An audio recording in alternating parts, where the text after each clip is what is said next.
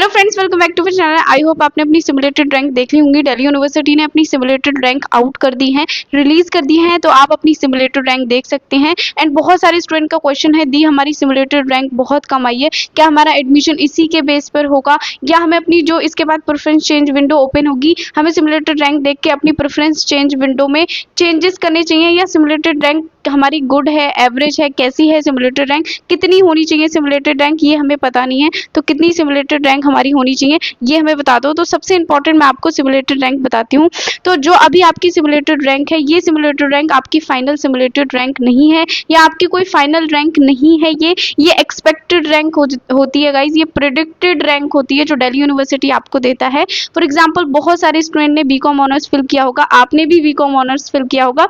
बहुत सारे स्टूडेंट की ने जो प्रेफरेंस शीट में बीकॉम ऑनर्स डाला है, आपने बीकॉम ऑनर्स डाला है, तो आपके स्कोर के अकॉर्डिंग एंड प्रेफरेंस के प्लेस के अकॉर्डिंग आपकी रैंक कितनी आ रही है, मतलब कितने चांसेस हैं वो कॉलेज वो कोर्स आपको मिलेगा या किसी सेकंड पर्सन को मिलेगा जिसने बीकॉम अपनी प्रेफरेंस में फिल कर रखा होगा। ये होती है guys simulated rank. And simulated rank expected rank होती है, प्रेडिक्टेड रैंक होती है। एंड यहाँ पे मैं आपको बताऊंगी कि आपको अपनी प्रेफरेंस में चेंजेस करने चाहिए या नहीं करने चाहिए, किन किन स्टूडेंट को अपनी प्रेफरेंस में चेंज करने चाहिए सिमुलेटेड रैंक देख के, एंड कौन से ऐसे स्टूडेंट हैं जिन्हें चेंजेस बिल्कुल भी नहीं करने चाहिए सिमुलेटेड रैंक देख के, एंड उनका रैंक इतना आया है तो उन्हें बिल्कुल भी चेंज नहीं करने हैं। मैं आपको बताती हूँ। तो सबसे पहले मैं आपको रैंक पे ही लेके जाती हूँ। तो देखो, अगर आपकी सिमुलेटेड रैंक 500 तक आई है तो आपको टॉप कॉलेज मिलने के, टॉप कोर्स मिलने के आपका बहुत ज्यादा चांसेस है, जैसे आपने प्रेफरेंस शीट अभी बना रखी होगी। ठीक है, अगर आपकी रैंक 500 से 2000 के बीच में आई है तो ये गुड स्कोर है आपका, एंड गुड चांस है, गुड रैंक है आपकी, एंड आपके लिए अच्छा चांस है कि आपको एक बेटर कॉलेज मिल जाएगा। ठीक है,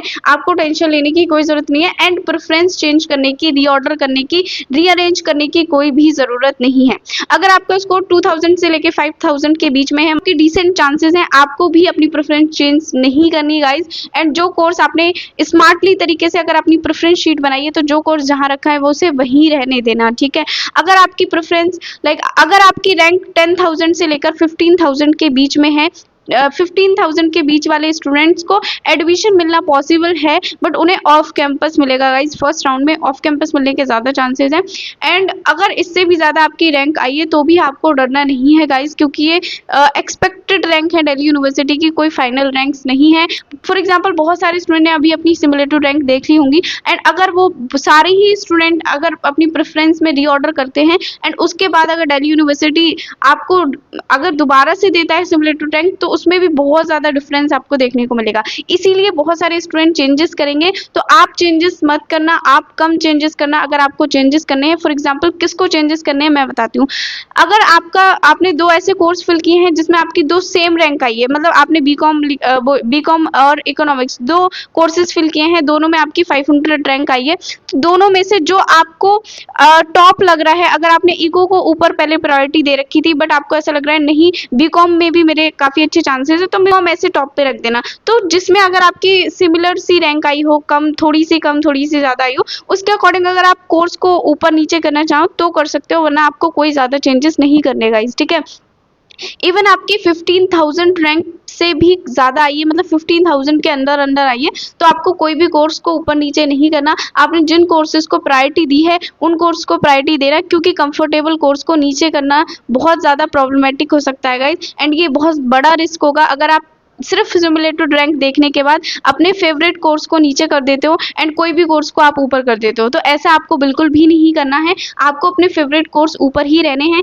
चाहे आपकी रैंक कम आई हो, ज़्यादा आई हो। एंड ये टेम्परेरी रैंक्स हैं, एंड इन रैंक्स का आपकी सीट एलोकेशन से कोई बहुत ज़्यादा लेना देना बिल्कुल भी नहीं है। ठीक है, ये बात आप समझ लेना। जो स्टूडेंट ये रैंक्स देख के बहुत ज़्यादा चेंजेस कर देता है, कोई भी ऐसा कोर्स ऊपर कर देता है, फॉर एग्जाम्पल उसकी संस्कृत में बहुत ठीक ठाक रैंक है, कम रैंक है, मतलब उसके चांसेस ज्यादा हैं संस्कृत लेने के, और वो फेवरेट कोर्स को नीचे कर दे, संस्कृत को ऊपर कर दे, तो वो रिग्रेट करेगा लाइफ टाइम। वो उसे 3 से 4 साल वो कोर्स पढ़ना पड़ेगा जो उसका कंफर्टेबल नहीं है, जो उसका फेवरेट कोर्स नहीं है, सिर्फ इसीलिए उसने रैंक देख के अपनी प्रायोरिटी चेंज कर दी। तो रैंक देख के प्रायोरिटी चेंज बिल्कुल भी मत करना गाइस। ठीक है, एंड अभी भी फाइनली जो एडमिशन आपका होगा, जो सीट एलोकेशन होगी, आपको कॉलेज मिलेगा, वो किस बेस पे मिलेगा? जो फाइनल आपकी सीट एलोकेशन होगी वो सीयूटी स्कोर के बेस पर ही होगी, जो आपका सीयूटी स्कोर होगा, नॉट रैंक। ठीक है, एंड कैटेगरी के बेस पे आपका एडमिशन होगा कि आपकी ओबीसी कैटेगरी है, यूआर कैटेगरी है, एससी एसटी कैटेगरी है, एंड आप किसी कोटा से कैटेगरी है आपकी,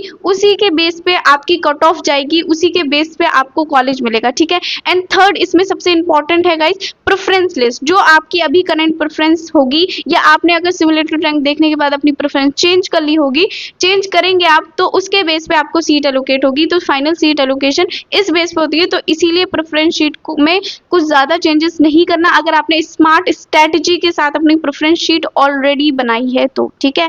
एंड इसमें जब आपकी प्रेफरेंस चेंज विंडो होगी, आप कोई कॉलेज तो ऐड नहीं कर पा रहे होंगे, कॉलेज को ऑर्डर कर पा रहे होंगे, लाइक अप एंड डाउन कर पा रहे होंगे, तो ज्यादा कॉलेजेस को अप एंड डाउन मत करना, वरना आपकी अगर आपने स्ट्रेटेजिक प्रेफरेंस शीट बनाई है तो उसमें बहुत ज्यादा चेंजेस हो जाएंगे, एंड आपको कोई भी गंदा कॉलेज या कोर्स एलोकेट हो सकता है, ठीक है, जो आपने बैकअप के लिए रखा होगा फॉर एग्जांपल, ठीक है।